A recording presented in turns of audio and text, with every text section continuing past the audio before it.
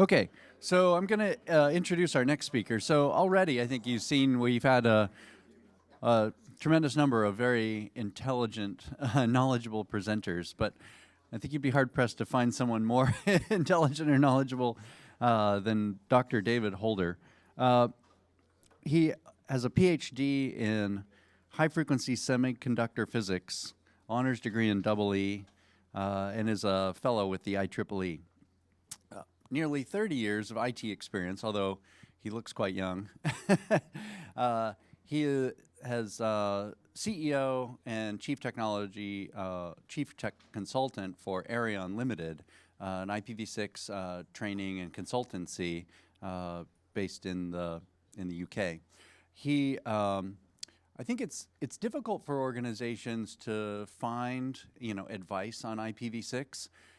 Many years ago, the resources were quite scarce. Then there became more printed online materials in IPv6, but still to go through all of that and get the knowledge, and for an enterprise or a company to get the knowledge of deciding, well, do I do Slack? Do I do DHCPv6? How do I configure my routers? Why would I do one or the other? Or help me with an addressing plan. They really need more advice and guidance, and the number of training companies and consultancies out there is quite limited. So Erion Ltd is one of those organizations that you should seek out to get that advice for your companies. David's been working with IPv6 for nearly 20 years, does all manner of IPv6 consulting services. And what he'll vehemently deny is his time he spent in MI6. He is sworn to deny, his time there, but please, nobody ask him what time it is, because his watch may make the whole place explode. So, please welcome David Holder. Thank you. Thank you very much. I'm delighted to be here, and thank you for your introduction, Scott. I've been wanting to come to this event for many years, but unfortunately my schedule hasn't allowed me to. And now I'm here, and it's great to meet such an enthusiastic group of IPv6 promoters and supporters, many people here who I respect and know about the work that you've done. So I'm delighted to have joined you. Now, I feel that I'm taking a risk talking about carrier grade NAT at an IPv6 conference. And I can see somebody gathering the feathers and the tar and heating it up at the back.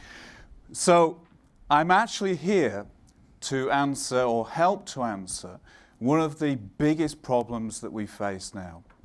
Because whilst the big organizations like LinkedIn, Facebook, Google have deployed IPv6, and they can see the reasons for it, we're technologists, we know why we need v6. The problem we have now is persuading normal enterprises to go for v6. And I've been doing this for 19 years. And you know how it is when you bash your head against a brick wall? You'd really like to stop doing it. and so part of this talk is to show you one of the things that we found useful, and that is carrier grade NAT. We should all rejoice for the existence of carrier grade NAT, because it gives us something that we can explain to enterprises, and this is the good bit, that senior management will appreciate. Admittedly, if you say carrier grade NAT to them, they'll glaze over. But as long as you approach it from a different angle, we have found it very useful in persuading organizations about this. So let me just quickly give you a little bit of history where this presentation came from. Veronica has mentioned a little bit about the situation in the UK and how things were going kind of slow until she came along with the UK IPv6 Council. She said, I keep heaping this on her, and she goes red and gets rather embarrassed. But I had been doing a lot of head bashing prior to Veronica coming along, and I'd done a number of projects for the UK government and for the UK's telecoms regulator, Ofcom, in which I'd been asked to do research and write white papers on IPv6. And what I found, and it drove me crazy, was that some of these papers took 18 months to get published. Some of them got chopped in two, and one half mysteriously disappeared and was never published. Others, I was asked to change the wording in sentences, to add the word not, or remove it. Now, you can see my problem. And what we had was a large group of intelligent, knowledgeable people within the UK who thought carrier-grade NAT was the solution to IPv4 address exhaustion. In fact, they were so convinced they didn't believe we needed v6 at all. And this is for the UK, so I was heartbroken. But the thing that changed all that, and Veronica has alluded to it already, was we were asked wisely by Ofcom to carry out a study into carrier-grade NAT. And I was the technical author on this report, and there's a link at the end of this where you can have a look at it if you wish to read the detail. And we changed their minds. And that led to the process that Veronica was referring to. So, what I want to do is remind you why they're necessary, but we already know that. Have a brief look at how they work, although I imagine most of you already know this, but it's worth going over that ground again. And have a look at some of the problems with carrier-grade NAT and how that can help us justifying it. So why do we need it? We're out of v4 addresses, but the problem is that a huge number of organizations still need v4 addresses. You need v4 addresses for your carrier-grade NATs. You need v4 addresses for your NAT64 devices. Oh, by the way, this is a real picture of Arion's office.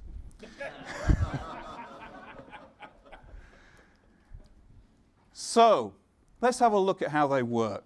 Now, I imagine many of you remember these days. There were days of joy, peace and love, in which a packet going across the IPv4 internet went unmolested. There was no mangling, no beatings up in corners, and it got across without any changes. The public address was used end to end. But in the early 1990s, we knew we were going to run out of v4 addresses. And so NAT, Network Address Translation, pure evil, was introduced into the network. I remember those days, and I went to one company and the grief it caused, even back then. And I imagine most of you know how it works, briefly. Our public address has been moved away from the customer, away from the subscriber to the edge of their network. And whereas all these internal nodes would have once had a public address, they now have RFC 19, 18 addresses. And somehow, you have to map between this public address and the internal addresses. And the way that that's done for an outgoing connection is that NAT stores state. And in storing that state, it records the internal addresses and maps it to an external address and something that identifies the internal device, which of course we know is usually a different source port. Well, this works for outgoing connections, doing simple things rather well. But it does not work for a whole host of protocols. And so there were a large number of traversal techniques invented to make this work. It also doesn't work very well if you want to go that way. This way is fairly easy. That way, not so good. So, this is important. We invented hundreds, possibly thousands, of ways of traversing NAT. Now, there are CPE manufacturers here. There are CPEs that have built into them NAT traversal for one specific game. This is outrageous, right? So not only do you have standard-based NAT traversal, you also have a crazy number of proprietary NAT traversal. By the way, Skype uses proprietary NAT traversal, very similar to stun and turn. And without NAT, Skype would probably have not been as successful as it has, because we had standards that worked if we had public v4 addresses. But of course we didn't. So Skype can thank NAT. But these hundreds of different ways of crossing NAT are a problem for us today, and that's already been mentioned by other speakers. Microsoft at one point, many years ago, had 15 teams, not people, working on NAT traversal. One of our clients, a console manufacturer, a games console manufacturer, they build NAT traversal into the developers, the game developers, in API, into their framework. So you get different versions from year to year. So one game developed one year will work through a particular type of NAT traversal, and another year it won't. So we end up with a huge matrix of horrendous complexity. Oh joy, this is good for v6. But this wasn't sufficient. So we needed more compression. We needed to use our v4 address space more effectively. And that was when carrier-grade NAT was introduced. Now, for those who aren't familiar with this, which is probably none of you, we are pushing the public v4 address further away from the subscriber. So they no longer have a public address. We're breaking a huge number of these transition mechanisms. By the way, on there they're crossed out. On here the crossouts disappeared. How weird is that? PowerPoint. Anyway, so a lot of these are broken. And you now have two layers of mangling, not just one, sorry. And in the access network, the ISP's access network, we don't use RFC 1918 addresses, we use shared addresses, RFC 6598. And in fact, for those of you who look, LinkedIn are using this on the guest network. Yes, so maybe you've got CGN, I don't know. So what does this do? Well, the first thing is it limits the sessions that are available for an end user. Because we're trying to share IP addresses across multiple users. And if we do that, the number of TCP or UDP sessions available to an individual user drops. So if we compress by 10, we go down to 6,000 from 64K. If we compress by 100, we go down to 653. If we get compressed by 1,000, we drop to 60. Why do we care? Well, we care because a huge number of applications out there. Sorry? I didn't know it was this bad. Oh, it's worse. And it makes me so happy, right? This is good news for all of us. So here's Google Maps. Now I'm cheating here, but the illustration is good. The reason I'm cheating is HTTP2. I did this over 1.1. Sorry.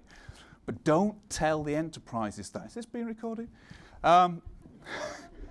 So if you drop down to 20 sessions, with Google Maps, part of it disappears, and this is a small map, right? If you drop down to 10 sessions, half of it disappears. This is not good. If you drop down to 5, all of it disappears because 5 sessions are used for control purposes. And if you look out there, there are a huge number of applications and web pages that use masses of sessions. Indeed, Cable Labs a number of years ago came up with a figure of 33,000 sessions for an average household per day. But it's worse than that. And the reason it's worse than that these sessions aren't instantaneous, right? Here's some browser sessions. This is nearly 2 minutes on some. They don't go away. They overlap. So if you're consuming them, and remember, each session is consuming state within the CGN, right? It's using up available sessions in the CGN. So you can see how you can easily run out. But it's worse than that. Because if you've got state in the CGN, you need to keep it there if you're going to use it. If it goes away, you've got problems. To keep it there, you need to send traffic. If you're not going to send traffic, you need to send keep alives. If you're on a mobile device and you send traffic, you power up the radio, using up the battery. And if there's one thing that mobile app developers do not like, it's upsetting their users by exhausting their battery. So that's bad. Makes me happy. Geolocation. Loads of web pages tailor the content for somewhere that you don't live. Right? So I live in Scotland, I get Milton Keynes. But the idea is that you get news for your local area. That's done through geolocation databases for IP addresses. Now, it's not only that, because another one of our clients, a games console manufacturer, well known, when they have multiplayer games, they want to get the lowest latency they can between users.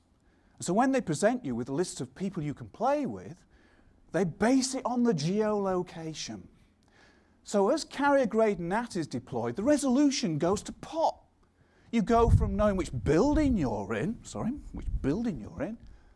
to a city, to even a nation. And that's the depth of the resolution. And this is no good, particularly if your nation happens to be big, like Australia or Russia or somewhere. And this is a really good one for V6, and that is analytics. Businesses understand that they need web analytics. And CGN shoots this out of the sky. It destroys it.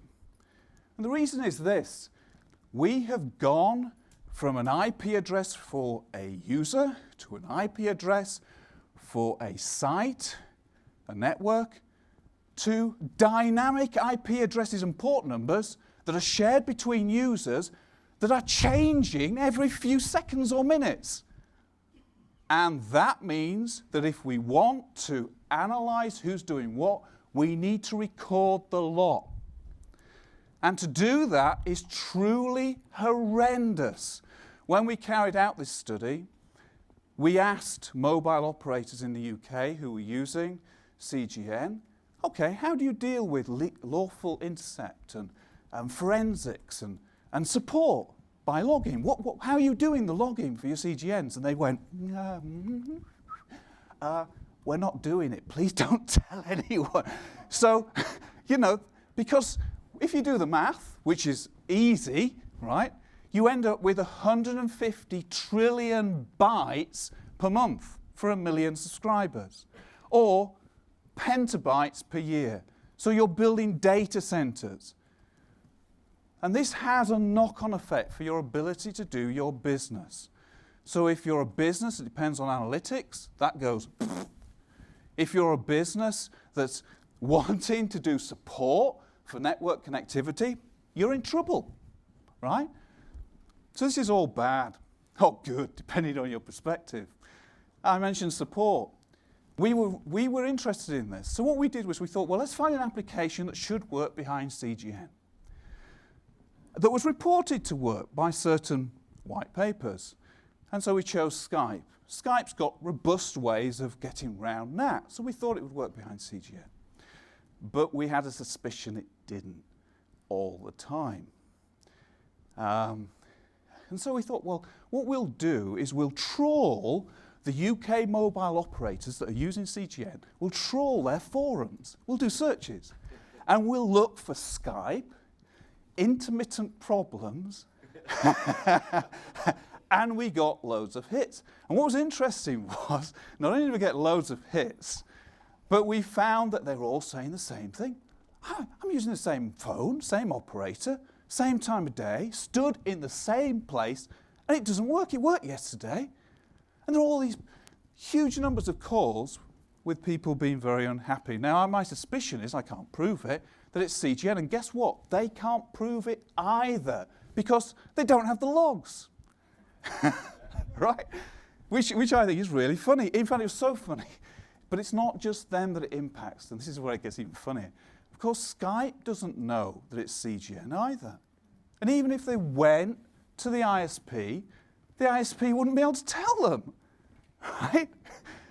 So Skype had a forum that we found that was also discussing this, because people had got desperate, so they'd gone to Skype saying, it's Skype that's wrong. It's wonderful. Makes me so happy. I had a good laugh the other day. I was reading some marketing literature for CGNs from a particular manufacturer I won't mention. And in it, they were saying how good the CGN was because it had hairpinning. Well, this is not good, but at least it's necessary, right? But marketing it as being a reason to buy CGNs is insane, but funny.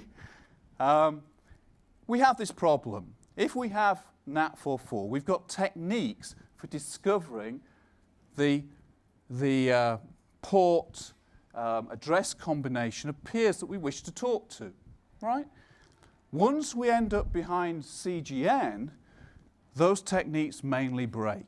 But even if they work, which they might not, but even if they work, you end up hairpinning. So your traffic goes out, hammers your poor CGN, and comes back in again. So you're using state within the CGN for something that should be within this network. I could talk about this for hours because we found out all sorts of very funny things about it, but I don't have hours. Do I? Do I have hours?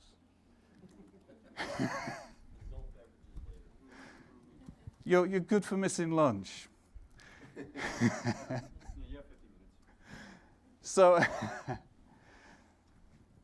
we quickly realized, now things have improved since then.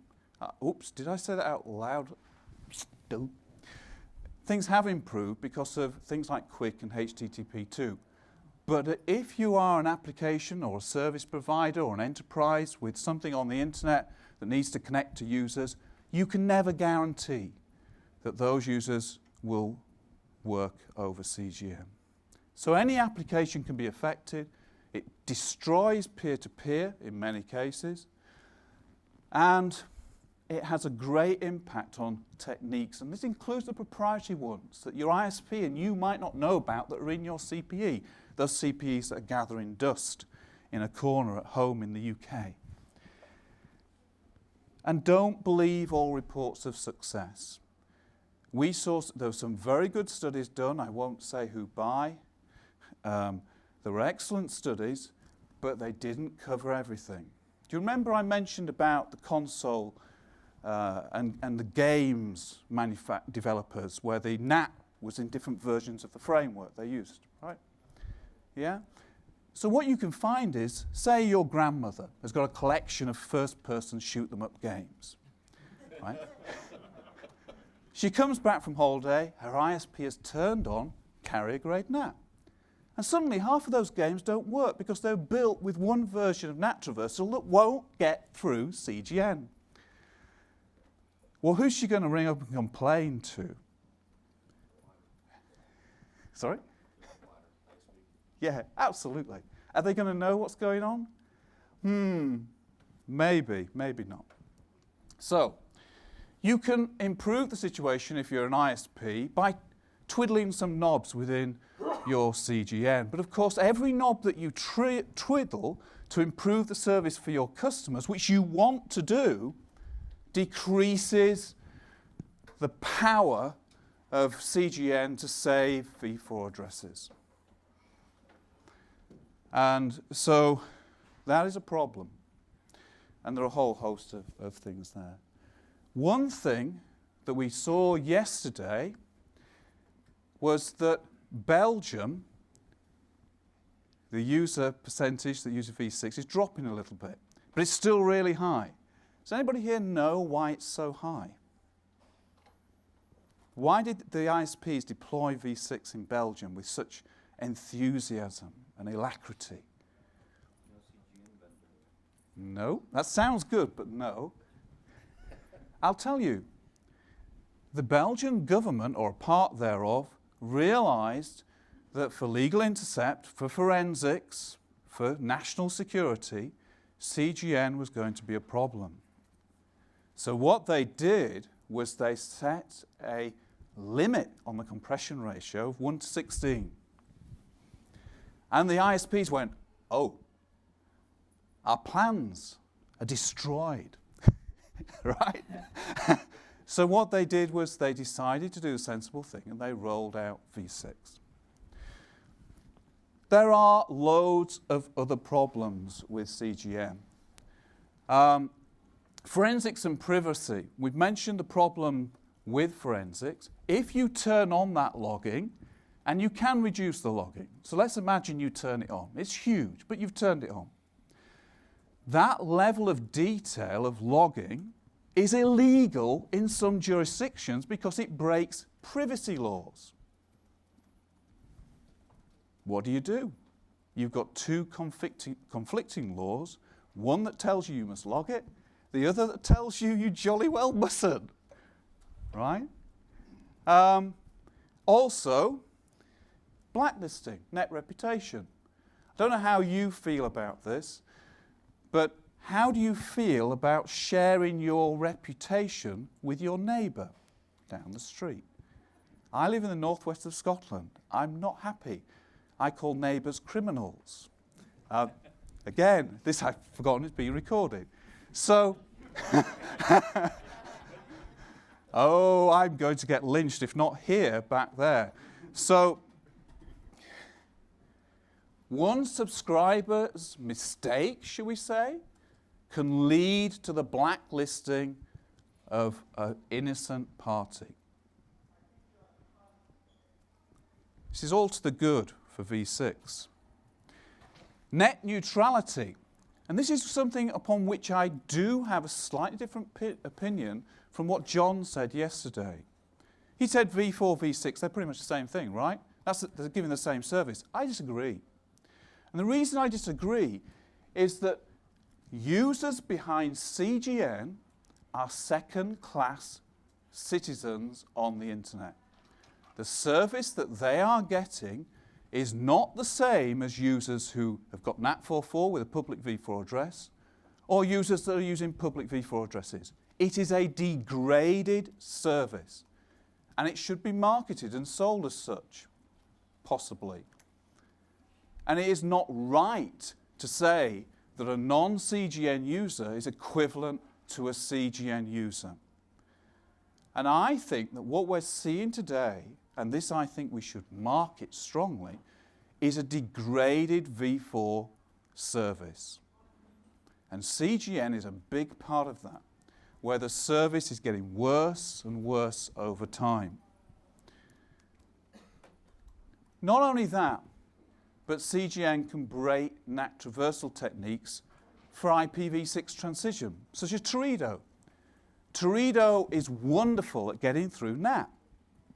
However, it will fail on some CGNs, right? Not all, some. Depends how they're configured. So this is a problem even for the deployment of IPv6 using transition mechanisms. Funny aside, anybody remember how the external NAT device's address and its port number are encoded within a Teredo address? Yeah? What do we do to it? Do we just put it in the address? We XOR it with FFFFFF, right? Why do we do that? We do it because NAT is pure evil. Right? Because some NAT boxes, not all, but some, if they see a combination of bytes that represents the state information, right, the port and the address, even if it's not in a header field that they recognize, this is a terrible bit, they change it. This is awful. Now, so there are lots of ways of overcoming these problems. I actually think, as a policy, again, I wish this wasn't being recorded, we should encourage not overcoming these problems, but hey, we live in the real world, we still have to provide a v4 service to people. Overcoming these problems is difficult. Most of the techniques for traversing NAT fail, and to overcome those problems, we need to have a linkage between the CPE at the customer and the CGN. So the CPE at the customer needs to talk to the CGN and change its configuration. Now, how many ISPs do you think are enthusiastic about a customer's CPE changing the configuration of their big, shiny, carrier-grade NAT device? Right? Now, there were European ISPs that were seriously considering this. But the look of horror on UK ISPs is more realistic, I think, which is we are not going to do that. Now, IPv6, and this is the good news, it avoids all of this nonsense. IPv6 provides us with a way of avoiding the misery of CGN. And Veronica referred to this in her talk.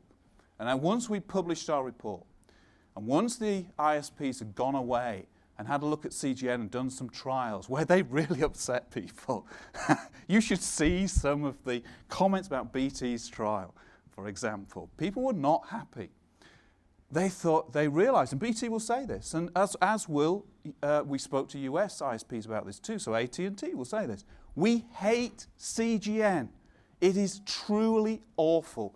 We don't want to deploy it.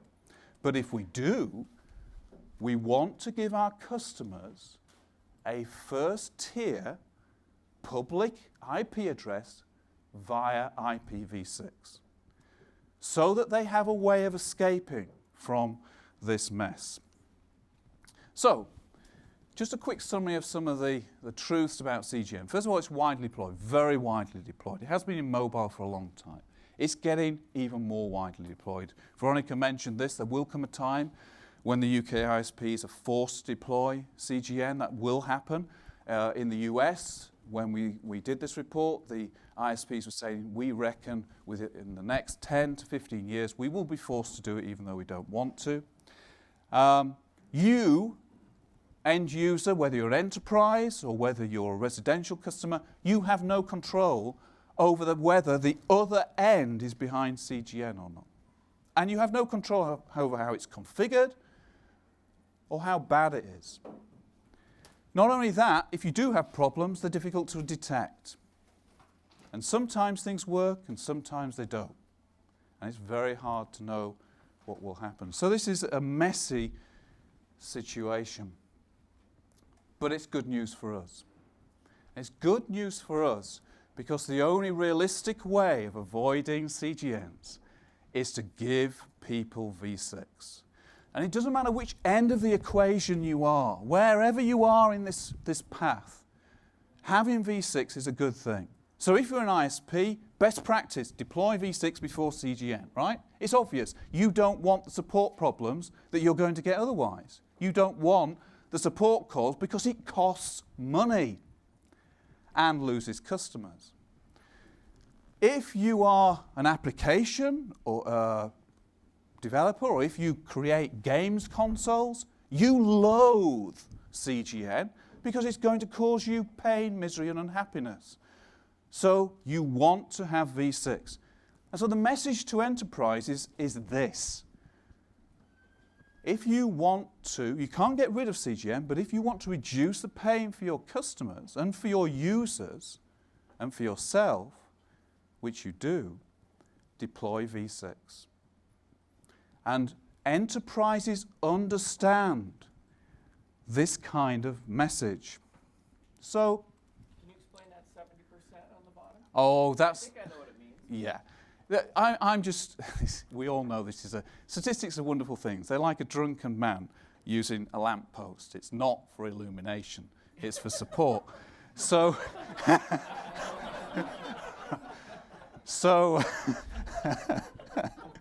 you were thinking of something else. No. Sorry, Cody. I said I wouldn't say things like that. But anyway, no, this is the 75%, the 85% figure that we see ISPs, mobile operators, reporting at different times where they're seeing if you have dual stack, that's how much of your traffic will go V6. I mean, we all know that it's a wonderful statistic. Yeah. Anyway, was I going to move on to the next slide?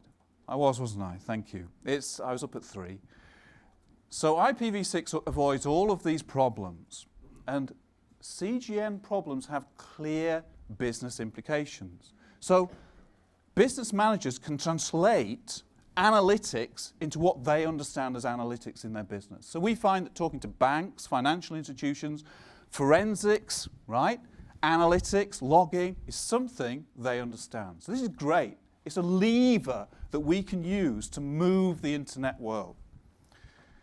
And the other good thing is that there's no way you can guarantee that you can mitigate the impact of CGN unless you take an alternative route. So, IPv6 benefits all. End users, get IPv6 because it allows you to bypass the nasty ISPs that you or your friends are behind that have deployed CGN. Service providers, they know that doing this is the wise thing to do. So service providers around the world are deploying V6 before CGN.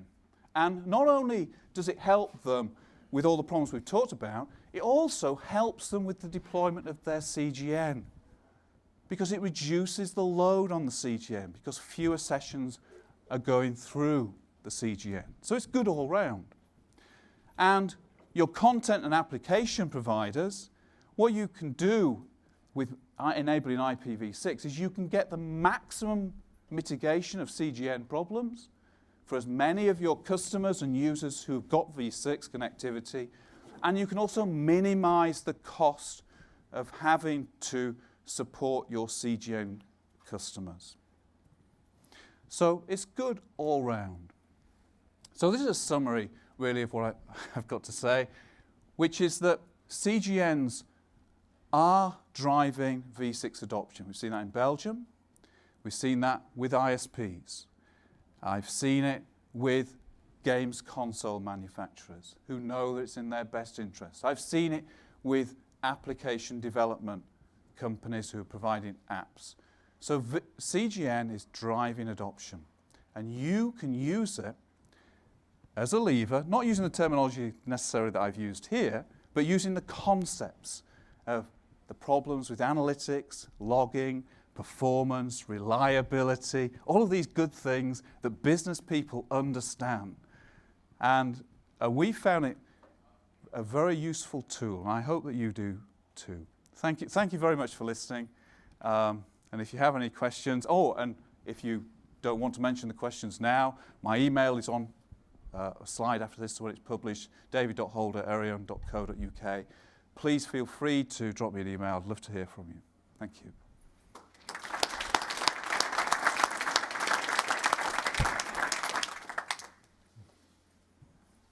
Any questions? Oh, sorry.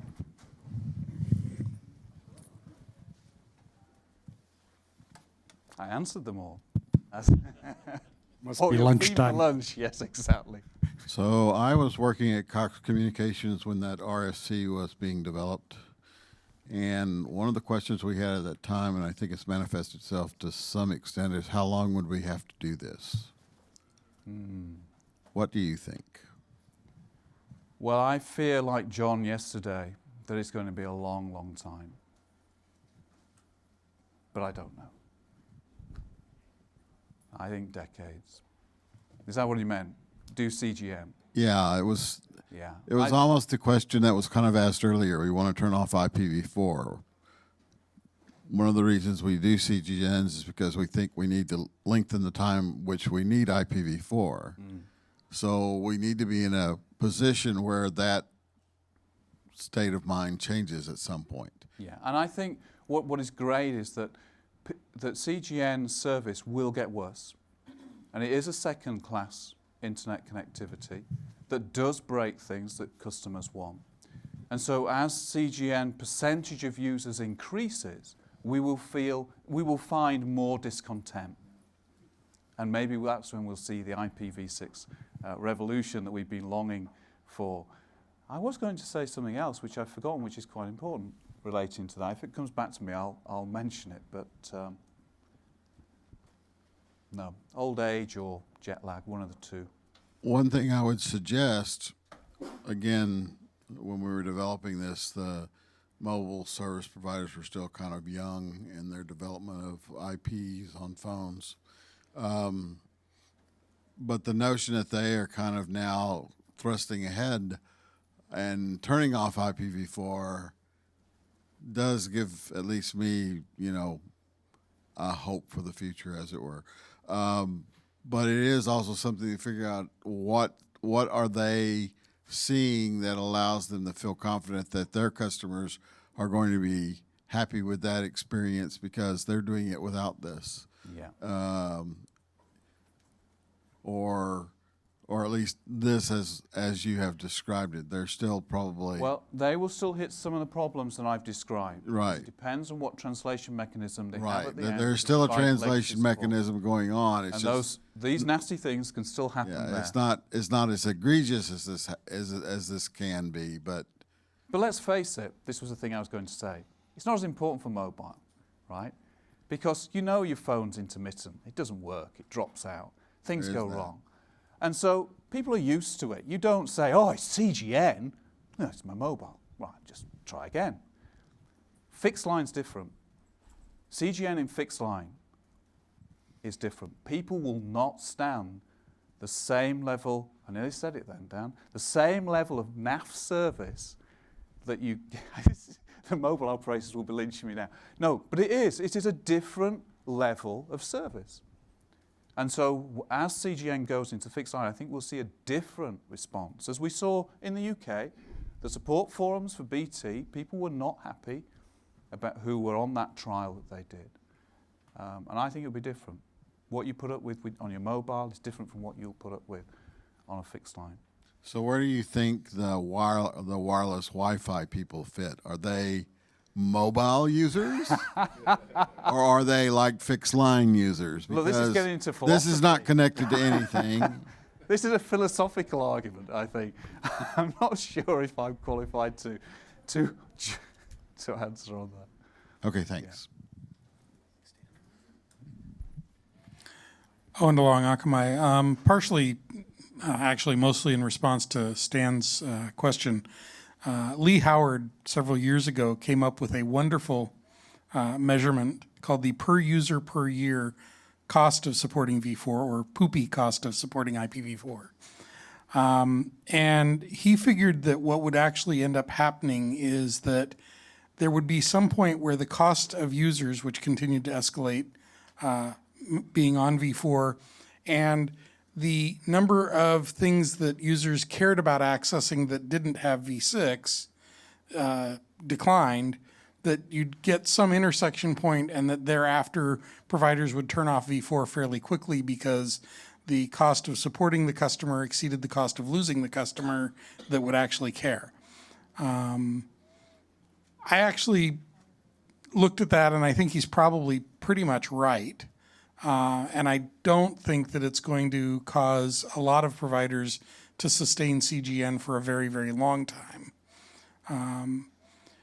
Another, perfectly wonderfully made up statistic to the best of my knowledge, somebody at Verizon once told me that they did an experiment where they, offered people the opportunity to participate in a CGN trial or opt out, which was basically given to them on the basis of, we're going to turn on CGN for you. If you want to opt out, go to this website.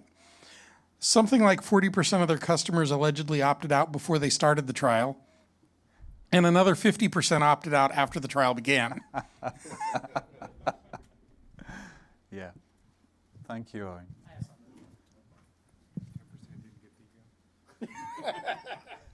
As a vendor who actually makes these things and buy them,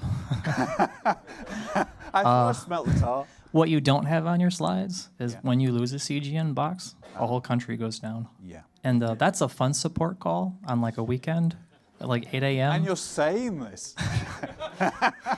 I'm just saying, if you want to plan ahead for stability, I wouldn't I wouldn't consider it.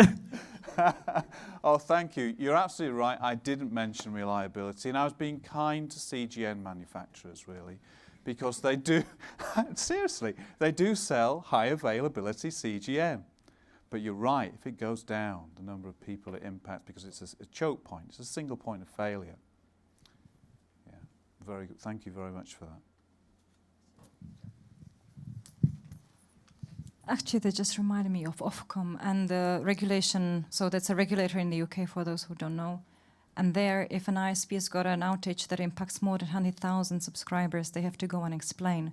So I know that service providers in the UK go and design the BNGs, how the routers are distributed network, that it actually doesn't happen if the BNG drops, then basically that doesn't impact more than 100,000 subscribers. So I think that would mean that for CGN, they would have to think about the same limitation. Yeah. So That's just that is practical. a very good point. Yeah. Yeah, that's a very good point, Veronica. And in fact, there's something else I didn't mention, is that shared addressing RFC 6598 actually only gives you a couple of million addresses. Right? It's not a /8, it's a /10. So you can't, it's bigger than the 100,000, right? But it's still nowhere near as big as some ISPs would like it to be.